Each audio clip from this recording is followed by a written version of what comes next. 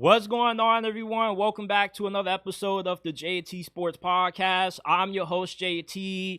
I want to dive into Arch Manning. There are already a lot of way too early mock drafts out there that have him projected to be the first overall pick in next year's draft. And if your team had to draft the QB this past draft cycle, if you didn't get Cam Ward or Shedeur, more than likely you're going to be back looking for a quarterback again. Arch Manning is the prize jewel that everybody wants, but I got to burst the bubble of a lot of you folks out there that are hoping to get your hands on Arch Manning next year. The Steelers are losing fans. We'll get into why this fan base is fed up. The Bengals are not going to make it to the playoffs. I got a few reasons why, mainly pertaining to the big-time contract extensions that they gave T. Higgins and Jamar Chase. Travis Hunter, despite not playing a single snap for the Jaguars, he already is a fan favorite. He has the second highest-selling rookie jersey at the moment. And we'll get into some thoughts I have about the New York Jets and the Carolina Panthers. Hit that like button, subscribe, turn on post notifications. If you're new, helps us out a lot, helps us grow. Check us out wherever you get your podcast from. You can find all of our episodes, including this one, on Apple, Spotify, Amazon. The links are down in the description down below. Give us a 5-star review if you enjoy, and let's dive into it. With how lackluster this past year's quarterback class was, being considered one of the worst in recent memory, if your team didn't walk away with either Cam Ward or Shedeur Sanders, more than likely you're going to be back at it again in next year's draft searching for another quarterback. And Arch Manning has been projected to be the number one overall pick in every way too early mock draft. He's going to be the prize jewel of the 2026 draft for whichever team sucks bad enough to be in position to draft him. And it's understandable why there's a lot of fanfare around Arch Manning. He's the nephew of Eli and Peyton. And despite him having a small sample size at Texas, you like what you saw out of him. Makes good decisions with the football, pretty accurate, good arm. And he's a way better athlete than what Eli and Peyton were, which really surprises me. Texas, when they had him come in, they normally used him on design quarterback runs, so he's really athletic, and he definitely is probably going to end up getting that generational label, not just with his skill set, but with his family lineage. The issue with you fans out there that are salivating about your team being bad enough to get a quarterback like Arch Manning is there's a very strong chance that he doesn't declare for the 2026 NFL draft at all. When you look at Eli Manning and Peyton Manning, both of them played all 4 years in college football. And when you play 4 or more years of college football, you increase your chances as a quarterback to have instant success as a rookie, which every team is hoping to land the next Jaden Daniels or the next CJ Stroud, because we just live in a instant gratification society. Nobody really wants to sit and wait for a quarterback to develop properly. But the rookie quarterbacks these last few years that have had a lot of success early, like Justin Herbert, Bo Nix, Jaden Daniels, they've had at least 4 years of experience or more starting in college football. Jaden Daniels had the greatest rookie season that we've ever seen, leading the Washington Commanders to an unexpected appearance in the NFC Championship game. He started his entire 5 years when he was in college. Starting at Arizona State, then he transferred to LSU. Same thing with Bo Nix. He started 5 years. He had a really good rookie season. And Justin Herbert, he went back for his final season at Oregon despite being a projected first overall pick. So he played 4 years in total. And Eli and Peyton, along with the rest of the Manning family, they don't want Arch to go into the NFL not prepared. the main reason why he has had no problem sitting behind Quinn Ewers, learning behind them for these last couple of years, is that he wants to soak in as much knowledge and experience that he can get from Steve Sarkisian, who at the moment is currently the best play caller in college football. So he also can be developed to where when he is ready to declare for the NFL draft, he has a much better chance of success. The majority of busts are the ones that didn't play or didn't start for that long in college. Like Mitchell Trubisky, he only started one season playing college football. DeShone Kizer, he was also pretty raw. He could have used another added year of development at the college level. So when you come into the NFL and you don't have a lot of college experience under your belt, you're either going to have to sit for a year or you're going to have to sit for a few weeks like what Drake May did, and maybe you end up being pretty good. But most of the times, the quarterbacks that end up hitting the ground up and running are the ones that have started all 4 years, which is why a lot of NFL fans are incredibly delusional about tanking for Arch Manning, because there's a 99.9% chance that he doesn't declare for next year's draft. He stays for one more year at Texas, and then you're going to have to pick from either Drew Aller, Cade Klubnik, or Lenore Sellers. The Mannings have a lot of pull. They have more pull than what Deion Sanders and Shedeur did, due to how Arch Manning is going to be viewed in a much higher regard in NFL circles, because he's going to interview better. His personality is going to be a lot more of a turn on the teams compared to Shedeur's. And also, the Mannings aren't just going to allow him to go to just any situation. They're going to have leverage and kind of being able to maneuver or facilitate what situation Arch Manning lands in, because they know better than anybody, no matter how good of a prospect you may be, you're only going to be as good as the franchise that you get drafted by. So you got to have a good coaching staff, you got to have a competent front office, and a team that somewhat is constructed good enough to where you can have instant success. And even Eli Manning and Peyton Manning, their rookie seasons didn't really go all that well, despite having all those years of experience playing in college. Like Peyton Manning was throwing interceptions out the ass. So Arch Manning, I strongly doubt that he's going to declare for the 2026 draft. If you are a fan that is looking for a quarterback next year, you can just scratch Arch Manning off the list, because I doubt that is going to happen based off the track record that his relatives have had of staying in college, and they want him to be as prepared as possible for the National Football League. So I just hate to burst the bubble and give you guys the bad news about Arch, but you won't have the chance of drafting him at least for 2 more years. If you haven't already, smash that like button, subscribe to the channel, turn on post notifications so you don't miss when we drop new content. Pittsburgh Steelers fans are absolutely fed up with this organization, from the frustrations with Mike Tomlin constantly going one and done in the playoffs. It's been 9 years since this team has last won a playoff game. It's been forever since they actually were viewed as legitimate Super Bowl contenders. And a huge reason why the Steelers have gone so long without a playoff win, I don't necessarily think it's because Mike Tomlin is overrated as a head coach. What do you expect Mike Tomlin to do in the wild card round when you give him an old washed Russell Wilson and Mason Rudolph going up against MVP level quarterbacks, Josh Allen, Lamar Jackson? You're pretty much giving Mike Tomlin a straw and a gunfight. This is a quarterback-driven league. The NFL, the majority of the league's best quarterbacks all mainly reside in the AFC.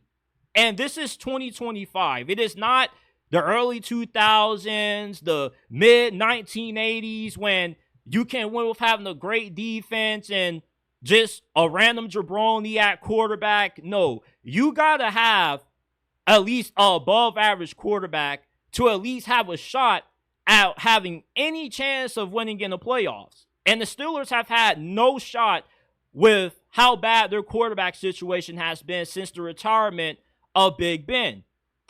And this franchise's inability to find a long-term solution at quarterback is a huge reason for the frustrations that this fan base currently has towards Mike Tomlin and the Steelers' current front office. Not to mention the unwatchable offense that the instability at quarterback has caused. Yes, the incompetent play calling has been a factor, but when you don't have an elite quarterback, it makes the play caller's job a lot more difficult.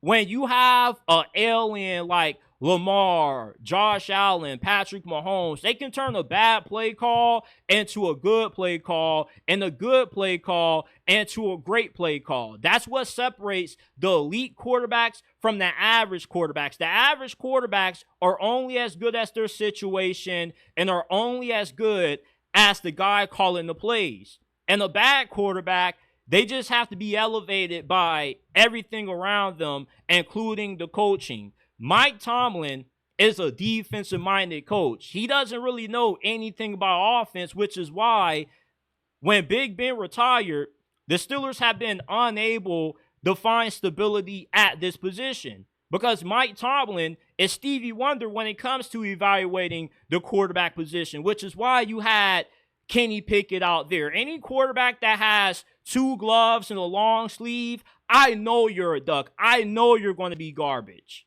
And then he went with Mitchell Trubisky. He thought that he was a franchise quarterback because he was drafted high by the Bears in the past. Like, Mike Tomlin has just been so inept at finding stable quarterback play to where it puts the Steelers at a disadvantage when they get to the postseason. And that's why I have a 50-50 reaction to when fans call for Mike Tomlin to get fired compared to when fans defend him. I feel split both ways about Mike because, you know, he's not in charge fully of the roster. That is the general manager of Mark Khan's job. So how much responsibility does he deserve for the Steelers' current quarterback situation to where you once again are repeating the same mistake that you made last year when you kicked the tires on Russell Wilson? You once again continue to put a Band-Aid on the dam that has a lot of leaks that you're trying to plug up, but eventually the holes are going to become too much to continue to put Band-Aids over until the floodgates just completely open up and the Steelers are just effed over. Because if Shedeur becomes a franchise quarterback for the Cleveland Browns, then the Steelers are automatically going to be the worst team in this division because they're not going to have any chance. Then you're going to have Lamar, Joe Burrow still going at it for another decade, along with Shedeur for 15 years, depending on how long he chooses to play. And if the Steelers can't get the quarterback situation right, you're never going to have a shot at not just making it to the playoffs, but finishing, you know, no better than fourth or third place in your division. And the Steelers just keep doing this same rinse, wash, and repeat cycle with the quarterback position.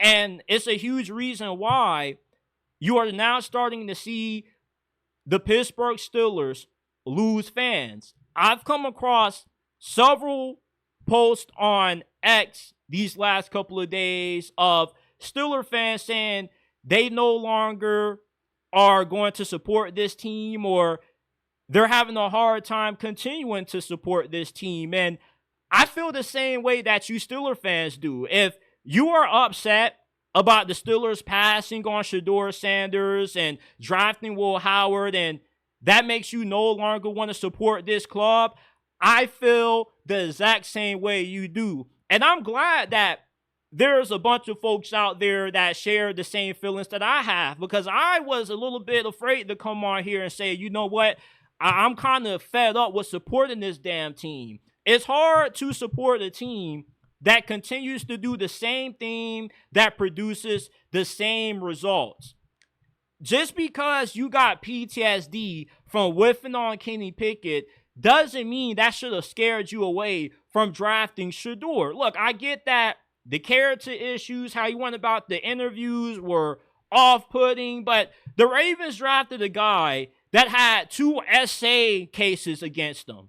You feel me? Mike Tomlin is no stranger to big personalities.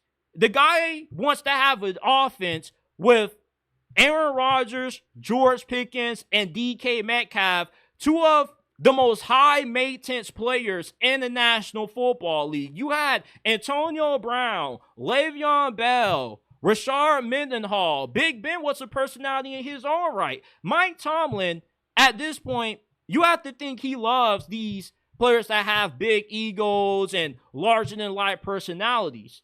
So that's why it confused me, or it befuddled me, when the Steelers passed on Shedeur and then they want to double back and draft Will Howard, who wasn't good enough to continue to start at Kansas State. He got his job took by a guy that kind of looks a little bit like a girl in a sense.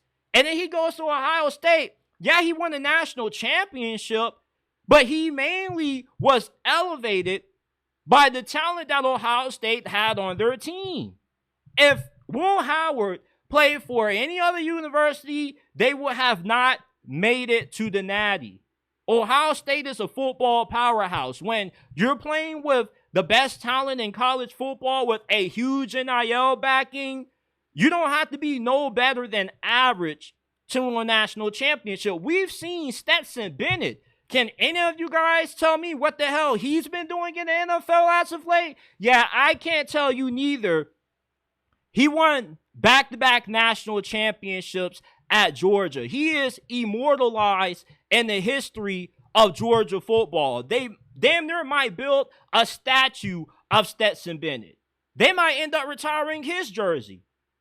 Just because you have a quarterback that has won a national championship doesn't mean that he has what it takes to be the franchise quarterback of your team. There is no elite trait that Will Howard possesses that gives the Steelers a shot at beating any of these aliens that they're going to have to go up against come playoff time.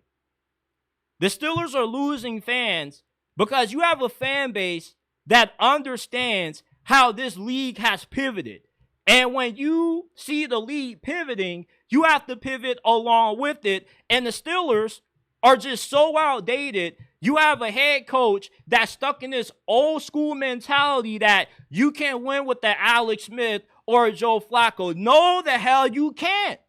And Steeler fans see this, but Mike Tomlin and this front office, they're just blind to it.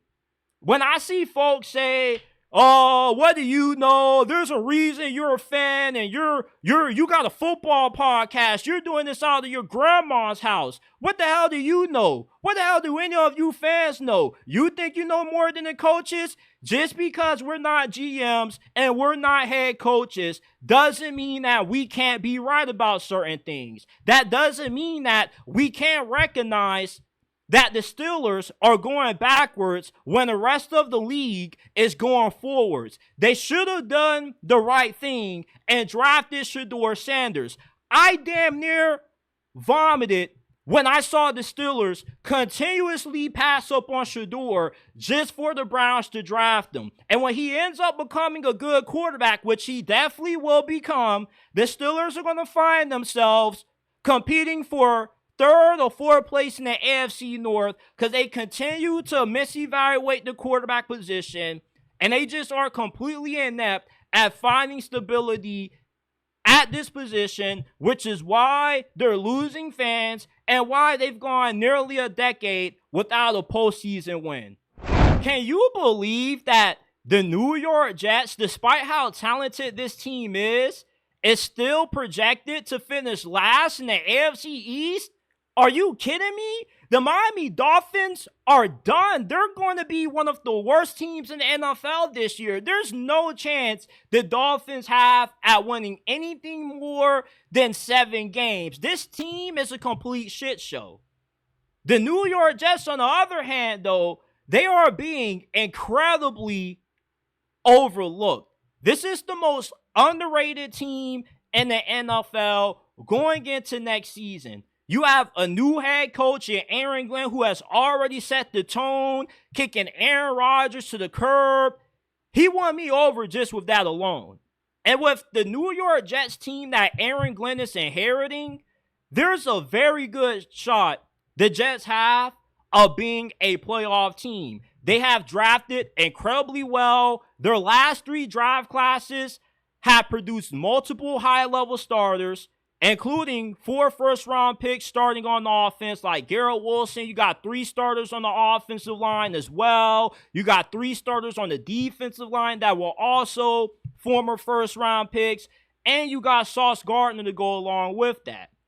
With how well this team has drafted on the line of scrimmage, offensive line, defensive line, the talent that they have at receiver, this is the best situation that Justin Fields has ever gone into. And the Jets have the right setup for Justin Fields to finally have that breakthrough year that we've been waiting for him to have ever since his second season when he was back starting for the Chicago Bears. Justin Fields has the potential this year to have the same kind of season that we've seen Sam Darnold, Geno Smith, and Baker Mayfield have the last 3 years, when we've just seen these random redemption arcs, quarterbacks land with the right team, and all of a sudden they start playing high-level football when everybody had rolled them off before then.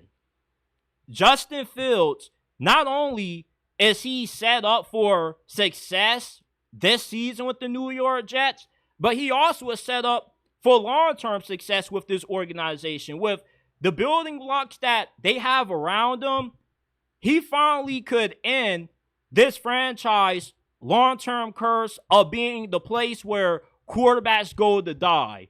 The Jets, since the early 2010s, when they had Rex Ryan and they rattled off a few AFC championship appearances, they've been a quarterback graveyard. If you want your career to die, you go play for the New York Jets. You've seen what has happened when teams have left this organization. They ended up flourishing. Well, that's going to change this year with the talented supporting cast that Justin Fields is walking into with.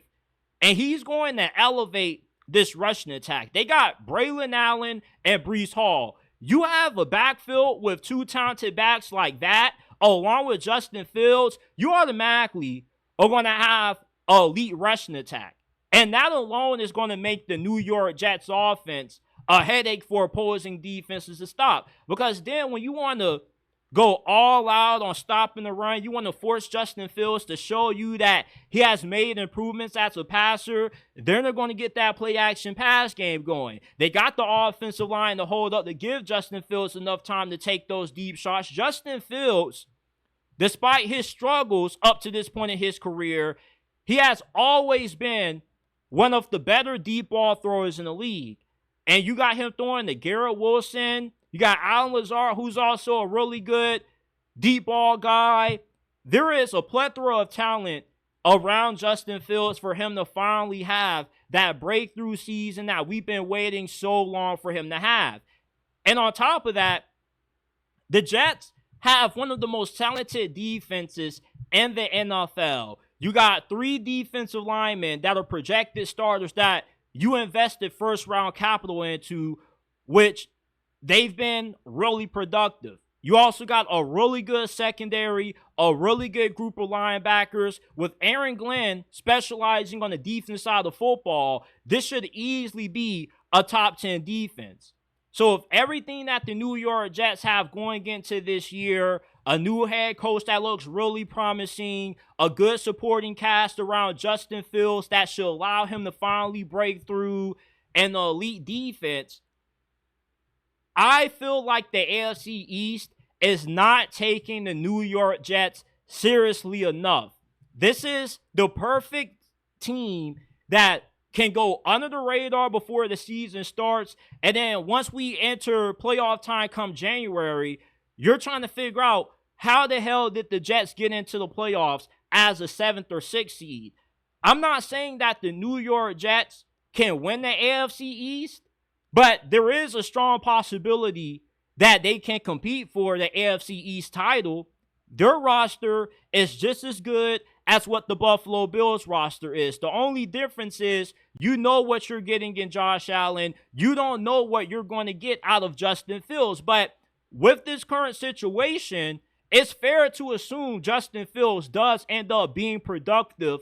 And if the Jets are able to get good quarterback play out of him, which is the only area that has held this team back other than bad coaching, this should be a team that finishes at least second place in this division, because despite how well the New England Patriots have drafted this past offseason, the Jets still have a more superior roster than what New England does, which is why this division needs to be taking the New York Jets a little bit more seriously. I couldn't believe my eyes when I saw that the Miami Dolphins were favored to finish higher in this division than the New York Jets. The Patriots is understandable, but the New York Jets, from a talent standpoint, they're better than Miami. They're better than the New England Patriots. And if Justin Fields puts it all together, this is going to be a playoff team. Having an elite quarterback doesn't necessarily mean that your Super Bowl window is always going to be open as long as they're around. Joe Burrow last year put up an MVP season and didn't walk away with the award because the Bengals missed out on the postseason. And this year, it's widely expected that the Bengals are going to bounce back. They're going to make it to the playoffs, and there's a possibility that they can make another Super Bowl run with them extending Jamar Chase and T. Higgins. You keep Joe Burrow's two best weapons around. These are the three guys that are the stable of your franchise. And right now, Vegas is giving the Bengals the 8th best odds to win the Super Bowl this year. They have better odds than the Rams, the Texans, and the Chargers. And it's surprising to me that a lot of folks out there are still high on Cincinnati, that they still believe that this team is going to be a Super Bowl contender when they have failed to improve their offensive line, which has been their biggest weakness since they first drafted Joe Burrow, and they also have failed to improve their defense. And for you to be a Super Bowl contender, let alone a playoff team, you got to be complete on both sides of the ball. Now, you can have a few limitations at certain positions, but when you are allocating nearly 45% of your salary cap to 3 players, it makes it impossible to have a good enough team to be a Super Bowl team. The Philadelphia Eagles, why did they win the Super Bowl last year? It wasn't because they had Jalen Hurts, A.J. Brown, and Devontae Smith. They were able to pick up Saquon Barkley because all 3 of those guys weren't consuming up such a large portion of the cap space. They were able to have the best offensive line in the NFL because you didn't have your top 3 players hogging up the cap. You were able to stop Patrick Mahomes and harass him all throughout that Super Bowl because you had enough money to where you could field a few high-level free agents like Chauncey Gardner-Johnson. You were also able to beat Kansas City because you drafted incredibly well, something that the Cincinnati Bengals have done a poor job of. It's one thing to not have a lot of money because you want to keep your 3 stars around. That's understandable. But you have to be able to overcompensate for that by nailing a lot of your draft picks. And the Bengals haven't done that. They recently drafted Shamar Stewart in the 1st round. He is a defensive lineman out of Texas A&M, and he only has had 4 career sacks despite his 4 years playing college ball. He was graded out as one of not only the worst pass rushers in this draft class, but also one of the worst run defenders in this class. And they drafted a similar player to Shamar Stewart a few years ago and Myles Murphy in the first round out of Clemson, who also hasn't really had that much production getting after the quarterback. And with the Cincinnati Bengals paying Jamar Chase and T. Higgins, they have completely crippled the Bengals' chances of making it back to the playoffs this year. This is not going to be a bounce back year for the Bengals. With all of the money that they have wrapped up in Jamar, Higgins, and Burrow, this team was unable to walk away with any marquee free agent signings, which is why their offensive line and defense are going to be just as bad this year as what they were last year. And plus, when you sprinkle the poor drafting that this team has done on top of that, there's no chance in hell this team is going to make it to the postseason.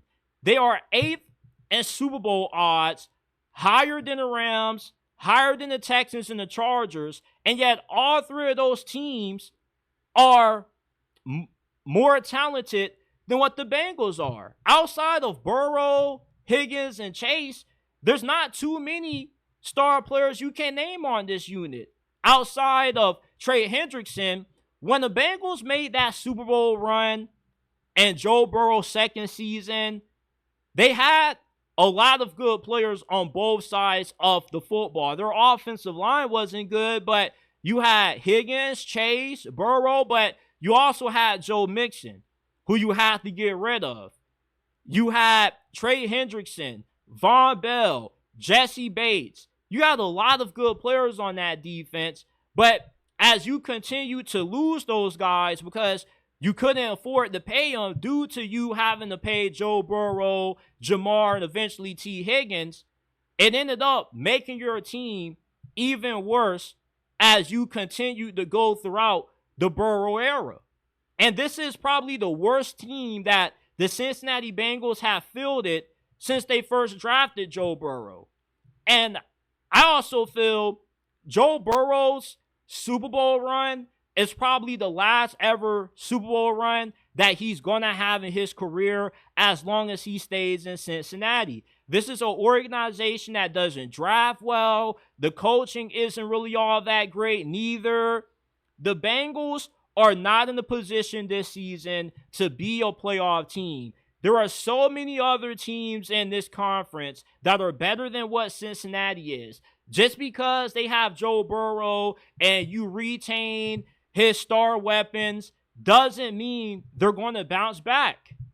Last year, they had a healthy Joe Burrow playing at an MVP level, throwing damn near 3 touchdowns, 300 passing yards per game, along with Higgins and Chase, mainly healthy for the majority of the year. And what did they have to show for it? Nothing.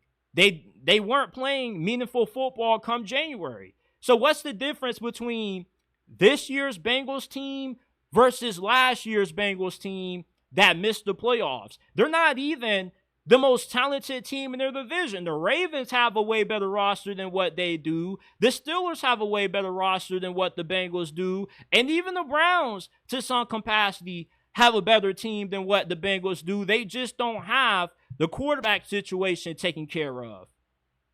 The Bengals, with them extending Jamar Chase and T. Higgins, they have crippled their playoff chances. All that money that they have tied up to those two players is why this team is no longer in Super Bowl contention and why they will miss out come playoff time when the regular season concludes. Hey, man, if you listen to podcasts, check us out on Apple, Spotify, wherever you get your podcasts from. The JT Sports Podcast is available. Give us a 5-star review if you enjoy. The Carolina Panthers defense last year, they sucked at everything. Let's just keep it blunt and honest. They were dead last at stopping the run. They were awful against the pass. And that put Ejiro Evero's future as DC with this team in question at the start of the offseason. However, Dave Canales opted to retain him, which I felt was a good decision. Ejiro Evero has been one of the better defensive coordinators in the NFL these last couple of years. Is he one of the best? No, but he definitely is above average. And he has shown in the past, if you give him some talent to work with on that side of the ball, he can produce some pretty good defenses. And the Panthers are a good defense away from winning the NFC South. They are loaded on offense. They have an army that they pretty much have assembled for Bryce Young entering his third season. And all you need is for your defense to at least be average, and you'll be good enough to win the NFC South and to make it to the playoffs, a place that you haven't been in a very long time. So has the Carolina Panthers defense improved? You fortified the defensive line, the pass rush. You spent a lot of money in free agency, signing a guy like Treshaun Warden, who had 6.5 sacks with Kansas City last year. You also got Pat Jones, who is coming off a breakout season in Minnesota with 7 sacks. So the pass rush has improved. You also drafted defensive tackle Cam Jackson out of Florida, who was one of my favorite defensive tackles in this draft. He's 6'6", 328 pounds. He's violent, powerful. He's going to be really good against the run. And you drafted 2 really good edge rushers. And the second day of the draft, you get Nick Scourton out of Texas A&M, who is the player the Cincinnati Bengals should have drafted in the first round instead of Shamar Stewart. And 2 seasons, he had 15 sacks. He could be a guy that comes in and immediately hits the ground running. Maybe you get 6-7 sacks out of him right out the gate. You got Princely. I'm not going to try to pronounce his last name because, let's be honest, I can't pronounce it and you probably can't pronounce it neither. So I'm not going to embarrass myself like that. But he had 10.5 sacks at Ole Miss last year. So from a defensive line and pass rush standpoint, the Panthers defense has improved in that regard. And not to mention, you're going to get a healthy Derek Brown coming back. Now, in the secondary, you know the Panthers still have some holes there. But you did sign Trayvon Moehrig, who is coming off a standout season with the Raiders, over 100 tackles. Pro Football Focus graded him out as the 6th best safety in the league against the run. You get Latham Ransom out of Ohio State. He's a physical box safety. He can cover tight ends, running backs out of the backfield, and he's very effective against the run. Pass coverage isn't really that much of his forte. Neither is it for Trayvon Moehrig, but your defense overall has improved compared to what this defense was looking like last year. Now, you still could use another cornerback to pair alongside of J.C. Horn. Jair Alexander is reportedly looking to get out of Green Bay. He wants to get cut. So if he becomes a free agent, if the Panthers got some money to throw at him, they need to do whatever it takes to land him. If you can get another cornerback, you feel pretty good about how this defense is going to perform going into this upcoming season. And the Panthers don't need to have an elite defense to win what has been the NFL's weakest division over the last couple of years. Overall, this defense does look a lot better from a talent standpoint, but they still have a few issues that you would like to see cleaned up with how the back end of that secondary is going to fare and pass coverage. But overall, with how good this front seven is, especially with what they bring in free agency, what they have coming back fully healthy, you got to feel like this should at least be a defense that can be 18th, 17th, maybe a little bit better. And if you can get that, that's going to be good enough for you to win 9, 10 games. With everything you have on offense, you should have a top 10 unit on that side of the ball. And Dave Canales is an offensive-minded head coach. So therefore, that should be the best side of the football. You don't necessarily got to have a world-stopping defense to win this division, especially when we saw the Buccaneers and the Falcons getting into shootouts in those games. So Carolina defensively, I feel like they've improved a good amount.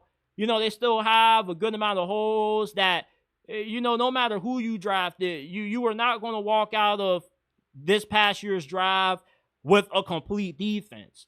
But with what they have on the defensive line, right now, this defense looks like it should at least be top 20, maybe better if you can find a way to get another cornerback in there. So these are my thoughts on the Carolina Panthers defense. A lot of you guys have been asking me, JT, how do you feel about the additions Carolina has made on this side of the ball? I feel like they've done enough to give themselves a good chance of winning this division. And I would take them if they just had a little bit more talent at corner. But, I feel like this defense definitely is miles better than what it was around this time last year. The Jaguars drafting Travis Hunter means so much to this organization, not just from what he's bringing from a talent standpoint, being able to play both ways as an elite corner and an elite wide receiver. He's going to elevate the offense, forming an elite wide receiver duo with Brian Thomas Jr., which is going to help elevate Trevor Lawrence, but also giving this secondary elite cornerback play, something that they haven't had since they got rid of Jalen Ramsey years ago. But Travis also has generated a buzz around this team that I haven't seen in all my years living in the city of Duval and covering the Jacksonville Jaguars. There is more excitement going into this season than there ever has been since the Jags first came into the city of Jacksonville. This city has already opened their arms and embraced Travis Hunter. He currently has the second highest rookie jersey in the NFL right now, only behind Shedeur Sanders. Last night, I was on Instagram and I saw a guy literally getting on his knees and praying for the safety and the health of Travis Hunter. I lift your name on high. Oh, God. Hey, Dion. Hey, we appreciate everything you did for this man. But I got it from him.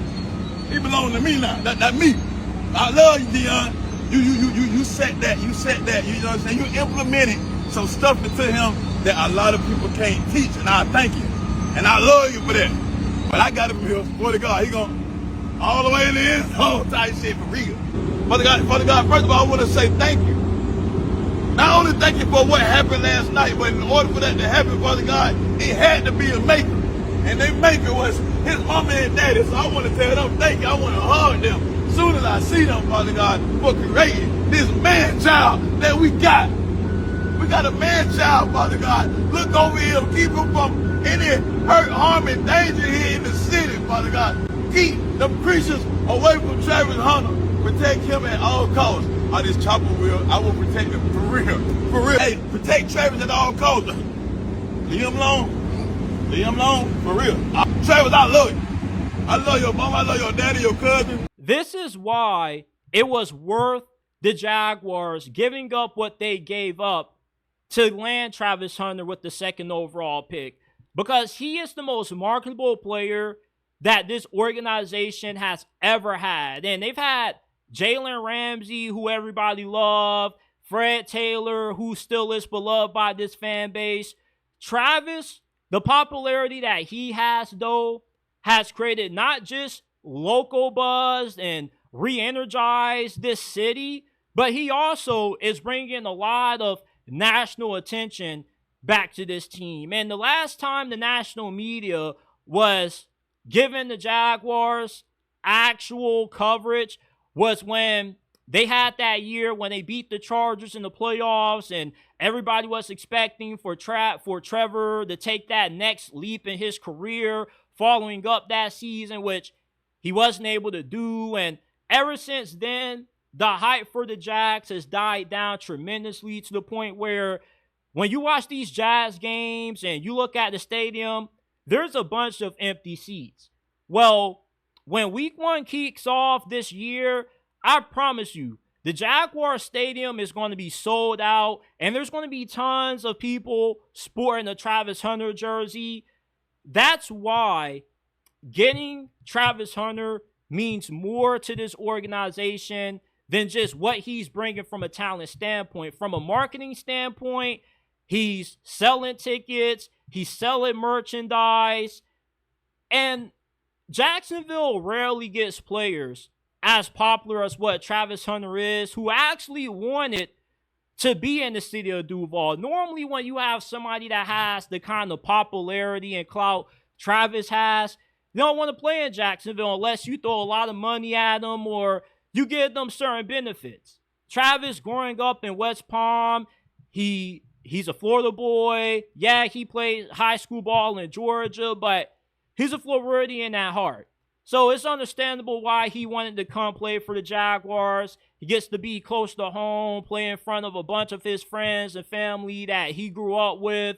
But the marketing that he is bringing in Jacksonville is so important. Because in this city, if you live in this city, you know that it's not too many things to do. Yeah, you got a bunch of Fortune 500 companies that are coming into the city, but, you know, it's not a lot of stuff to do downtown but watch the Jaguars, which is why, with them being bad for so many years, you know, nobody really cared about this team, to be honest. That's why you constantly hear talks about Sean Khan upping and moving this team from Jags to London, because it seems like London shows the Jaguars more love than what this city does. But with the selection of Travis Hunter, though, it has showed that this city actually does care about football when you give them a reason to care about football. I remember the Blaine Gabbert and Chad Henne era. That was unwatchable. The Jaguars were so bad where I was forced to watch them on TV. And I literally would just do something else with my time because we had Nintendo back then, so you could only watch what was available. So if nothing was on Fox, I was just forced to painfully have to watch that miserable era of Jags football. But with the new regime that the Jags have set in place with the new GM and new head coach, getting Travis Hunter was a bold move that had to be made, not just to improve this team, but to actually instill some hope into this fan base. For the first time in forever, you can actually have legit optimism about how good this team is going to be, other than just being blindly faithful because you're a fan of the team. Like, no, the Jaguars actually can be a playoff team again with the selection of Travis Hunter and the other offseason moves that the Jaguars have made alongside of that. And Travis Hunter, you can say, has woke Jaguar fans out of hibernation because they've been asleep for a very long time. Even when they had that playoff run in 2017 when they lost to the New England Patriots, you know, people still weren't really going to Jaguar games like that. But it seems like this year, though, people are actually excited to watch the Jaguars. And, you know, even if this season, you know, goes left and they're not that good, people are still probably going to come to the games more than what they've done in recent memory due to having Travis. You want to see him play, and this is just going to be a more fun team to watch than what the Jaguars have put on the field and these last couple of years that I've been watching this team heavily. So just growing up in Duval for the majority of my life, just seeing the amount of attention and publicity that Travis has brought, not just to this team, but to this city, is all the reasons why the Jaguars were justified in giving up all of the draft capital that they did to land Travis.